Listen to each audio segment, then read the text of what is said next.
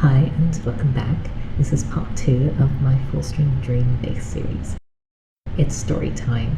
I go over why I chose this bass to paint over, the gear I used for this bass, and the gear that I replaced. The only part I do not go over is actually the pickups themselves, and I decided to leave that for my last video because I wanted to do a proper review on the pickups themselves. Stay tuned for that video, but for now, story time. As I've mentioned, I did replace nearly all of the parts on the bass. The machine heads, the nut, the bridge, pickups, the jack plate, the pots, the wiring, the jack itself. There's only a couple of things I did not replace. I did not replace the neck joint ferrules, the pegs for the... I will eventually though, because I am going to be ordering a clip-on strap from DiMarzio, so there's that. And the reason why I didn't replace the ferrules on the bass is because these ones are pretty small and I couldn't really find the right size. So if I did replace them, I would have to make the holes a little bigger, and I didn't want to do that, so I just left it as it was. Okay, so the control captivity.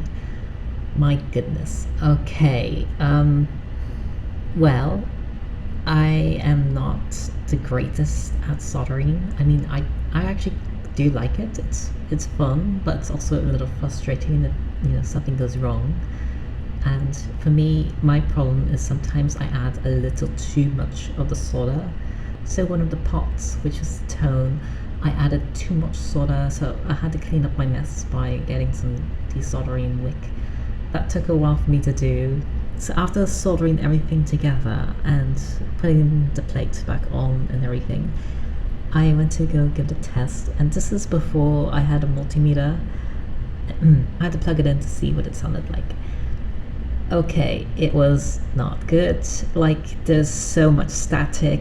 Like, each time I would touch the bridge or even the strings, there's just so much static. And at some point, even when I touched my phone, there was static. It was so strange. I've never had that happen before, and I was just like, why? Why is this happening? Like, did I do something wrong?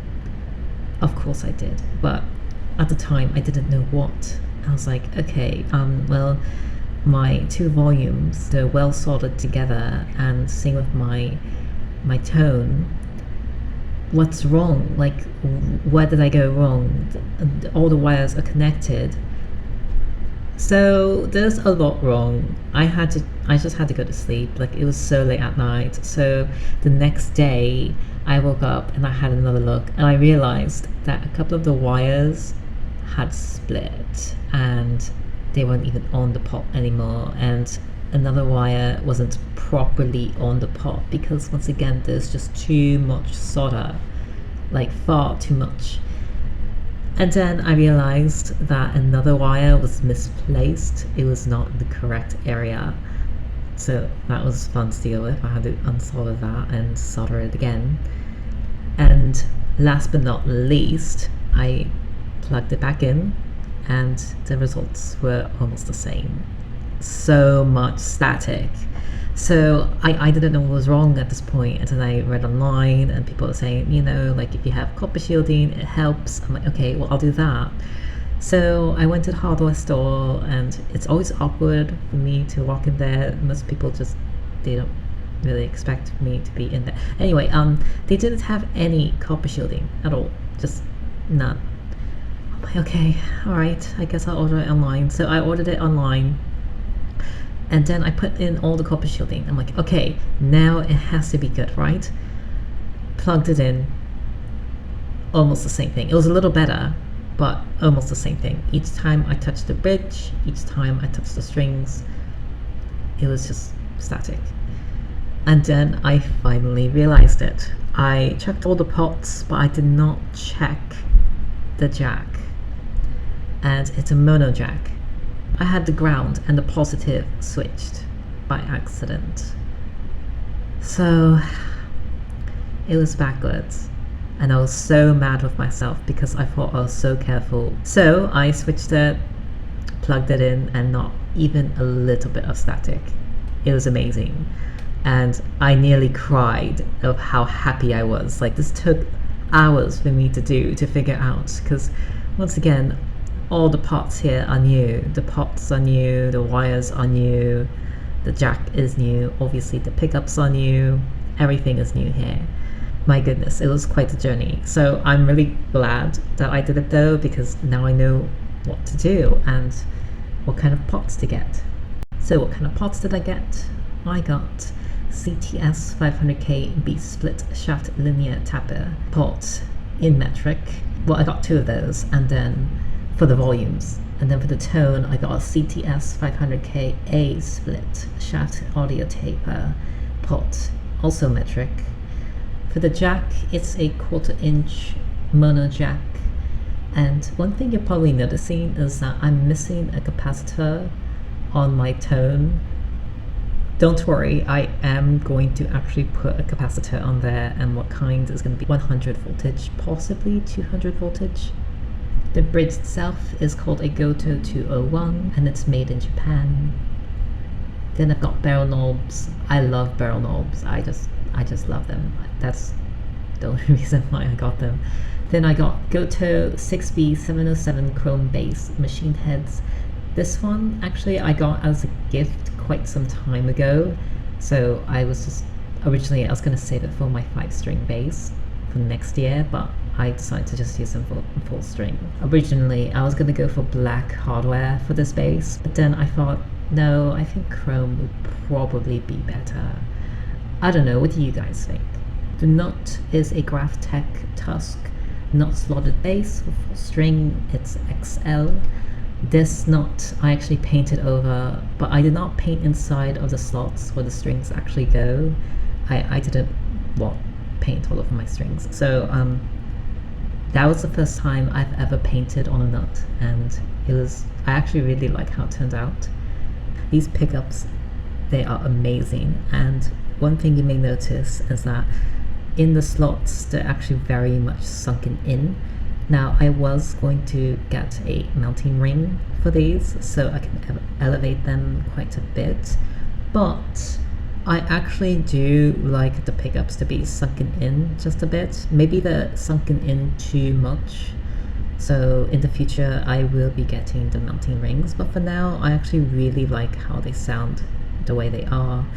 I do tend to pluck the strings pretty hard at times, so when they're sunken in, it's better. It doesn't cause so much buzzing, nor does it make it blare too much when I pluck the strings really hard. And another thing I did that I've never done before was I painted over the binding on the neck piece. I was actually very, very scared to do this because I didn't want any lacquer, any sealer to be on the fretboard. I was so paranoid about that. I did not want that on the fretboard.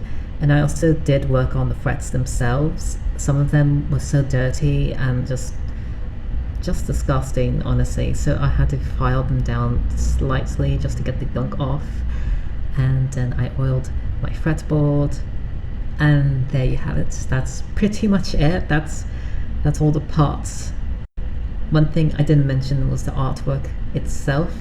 There's many references on this bass. I could go over it, but this video would probably take 3 times as long to explain it all because there's just so much to go over. It's a design I've made many years ago, except for the neck. The stripes on the back is just like one of Darren Malakian's Icemans. The only thing I will mention about the artwork, it's supposed to be very childlike in a way.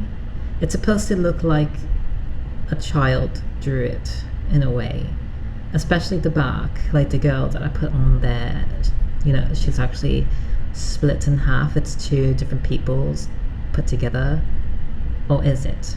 When I drew that, I was very little, so I wanted to do the exact same thing. I upgraded it a little bit because before the drawing didn't have boobs or anything, and I kind of wanted it to be more up to date. So why did I paint over this Iceman? Why didn't I keep it the way that it used to look? When I was looking for a nice matte paint over and customized to my liking, my choices were quite limited. So there's only one base they really make that's an Iceman, and that is the SDB3. There was the SDB1, SDB2, and now they have the third one. They've had the third one for quite some time now, almost a decade. They've had the same model, and this is actually the Charlie D'Angelo's model from Arch Enemy. Very, very pretty looking base. It's in white. There's a few things that I'm not the biggest fan of. I am not the biggest fan of the fretboard inlays. I am being picky here. I know I am. I know, okay? But I had an idea in mind, and I did not want Iron Cross inlays on the base. No, I don't like them. No, they're not for me. They look great on Charlie. They won't look great on me. Things I do liked about that base were the monorails, actually. I still kind of want monorails on this base, but they're so expensive. They're like 60 euros per rail. It's insane. I mean, I get it, but it's not the cards at the moment. So maybe in the future I will upgrade the bridge. I actually really do like this current bridge though that I got by Godot. I love Godot, so I mean, you can't really go wrong with them. So I was gonna go for this base, the SDB3, but I didn't because I saw this base, the ICB200, up for auction for only like $300. So I bid on it and I won it. And I knew right away when I looked at it, I was just like, okay, well, how am I going to replace those pickups? Like, do they even make replacements for those anymore? And I also saw the damage on the base, and there's just so much wrong with the base, and I knew it was going to be a project, but it's fine though, because I was planning on painting it anyways. So finally, when I did receive the base, if you've seen my previous video, I have all the details on the base. It was very, very dirty. It was filthy. Like, oh my god. Anyways, when I did paint over the base, I painted over everything. I painted over the slots, inside of control, captivity, as well as the neck joint furls. Everything. The only area I did not paint over was actually the slot for the neck. I was afraid of getting paint there because when I go attach the neck onto the body, I was afraid that it wouldn't fit anymore and I would have to sand it, and too much of a risk if I sand too much. So I just left it the way it was, which is fine because that was the only spot that didn't really smell like cigarettes. On another note, I'm not sure why they made this model a high gloss. Like, I actually don't know why. When I sanded it down so I could paint over it, it looked better as more of a satin natural finish. Like, it looked so much better. I'll pull up a couple of pictures so I can show you. I know a lot of people were just like, oh, don't paint over that. Like, that looks so good on its own. It did, but it also reeked horribly. And there's just so many scratches on it.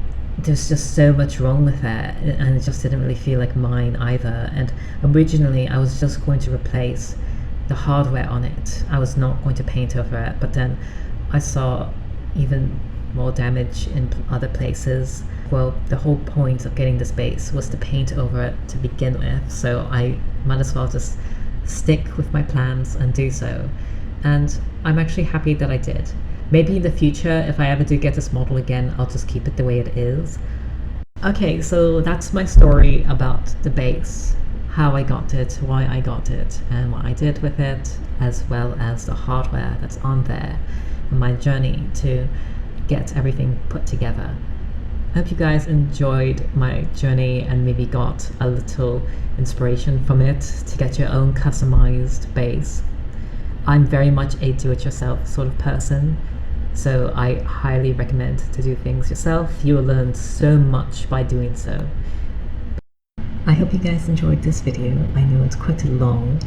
I did go into quite a bit of detail, but trust me when I tell you, this video was actually a lot longer, and I actually cut a lot of it. I did mention if I went over the detail of the artwork itself, it would be 3 times as long. It was actually 3 times as long as this, so I decided to cut that part out of the video. Hope you guys enjoyed this one, and stay tuned for part 3, which is coming up quite soon. And until then, thank you all so much for watching. I love you all.